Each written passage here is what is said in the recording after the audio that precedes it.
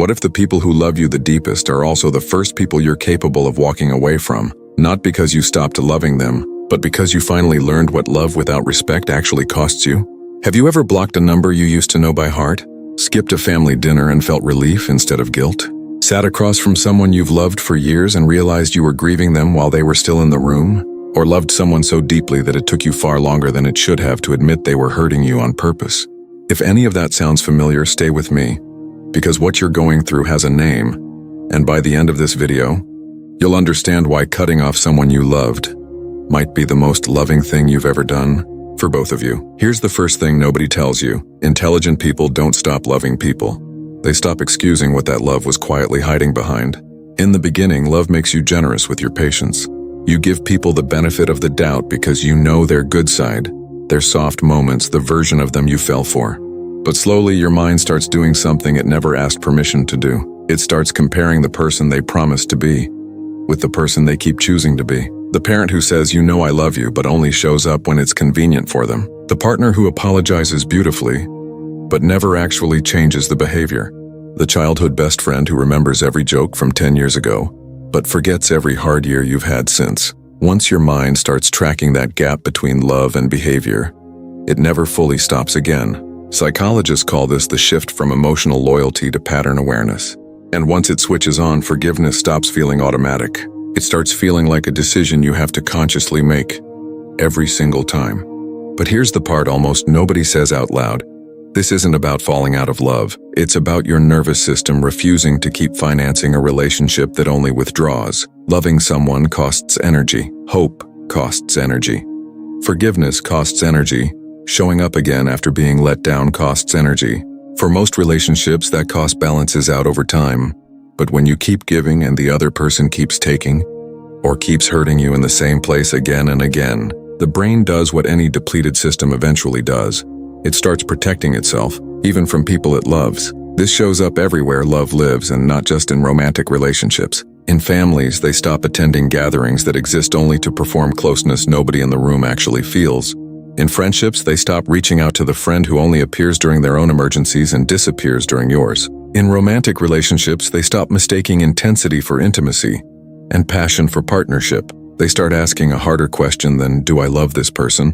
They start asking, "Does loving this person require me to disappear?" Carl Jung once wrote something people quote often, but rarely apply to the people closest to them. The privilege of a lifetime is to become who you truly are. Intelligent people eventually realize that becoming who they truly are sometimes requires unbecoming who they had to be around. Certain people they loved, smaller, quieter, more apologetic, more available than they ever wanted to be.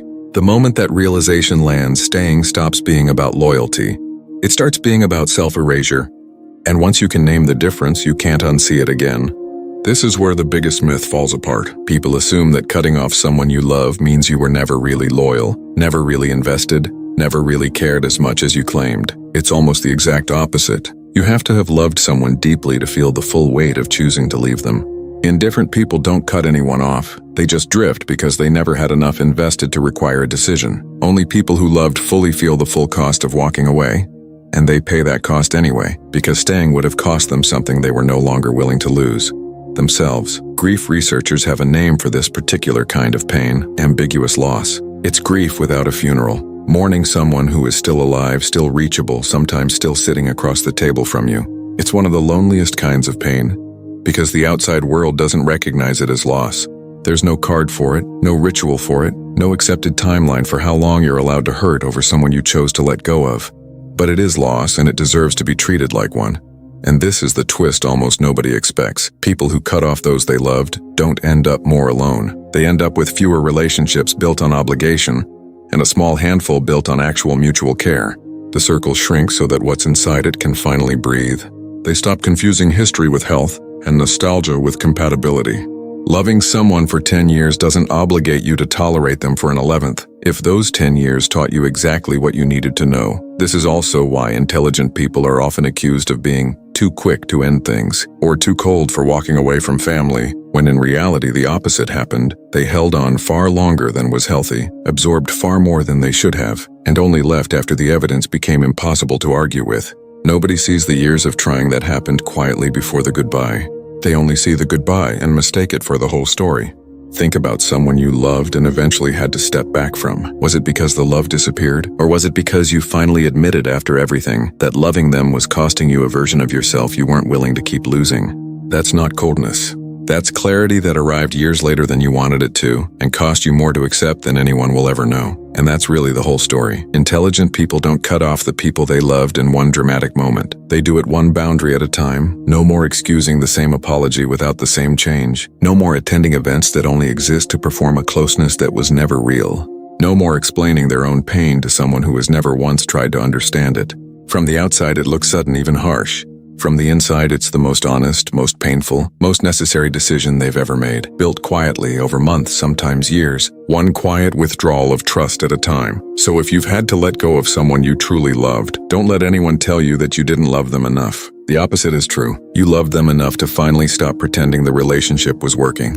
Ask yourself the real question instead. Are you still loyal to the person in front of you, or are you loyal to a memory of who they used to be, or who you hoped they'd become? Sometimes the people who seem to walk away from love the easiest are the ones who fought hardest to keep it alive, for far longer than they should have. And once they finally let go, they don't lose the capacity to love.